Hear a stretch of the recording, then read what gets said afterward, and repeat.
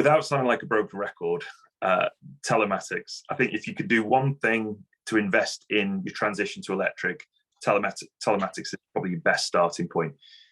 Even if you were to say, right, we can't transition to electric right now, but we're going to replace with a new internal combustion engine, or even if you're just looking at extending your internal combustion engine fleet at the moment, put telematics on it, because if you can get telematics, you're going to get a massive amount of data, and that will lead to a real true understanding as to how that vehicle operates.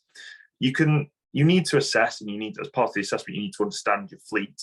But one of the best insights is actually how that vehicle's been driven. Is it driver behavior? How does that particular driver interact with the vehicle? Is it that they're very heavy footed, or are they actually really, really efficient? And if you see that in an electric vehicle, in a combustion engine vehicle, you're going to likely see that in an EV as well. So you can start to predict which particular vehicles are going to work in the future, or which particular drivers are going to work.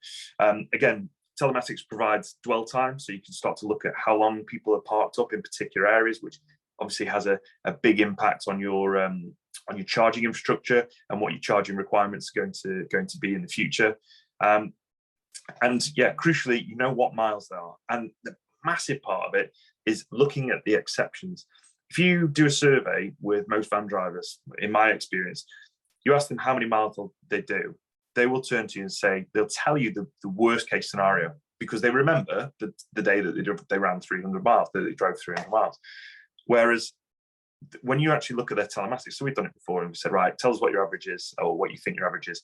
You come back a lot higher. You actually look at their average daily mileage, and you end up seeing it being actually about 90 miles. So you actually fit perfectly. It's just that there's maybe a little bit of a reticence to kind of move. So telematics give you true insight rather than being reliant on an opinion of an individual. So I think that's a massive part of it. And then the actual physical fleet, just understanding what your requirements are in terms of payload, understanding what your requirements are for fitments. So whether that's external fitments, is that going to have an impact on the efficiency? And your conversions, are your conversions going to need a bit of an adaptation? Is that going to have a cost impact?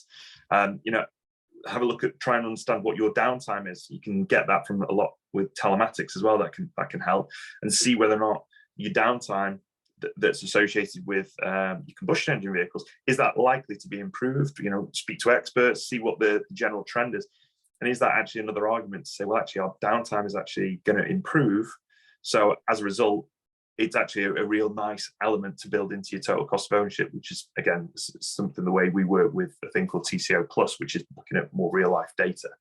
And I think just getting that understanding of the fleet in order to, we said it right at the beginning, understanding exactly where you are right now, so that you can then jump on an opportunity when a model comes out that's going to meet your needs. Because if you don't understand what it is that you need, it's very hard to start saying, well, we'll start transitioning to electric. You need to have a true insight, a true understanding. And also getting that data helps you to interact and speak with experts in the industry for them to be able to help you and to support you in a better way. Because again, you give them insight, you give them detail, and they'll be able to give you a really, really good, good advice and be more supportive than giving you a very general woolly answer.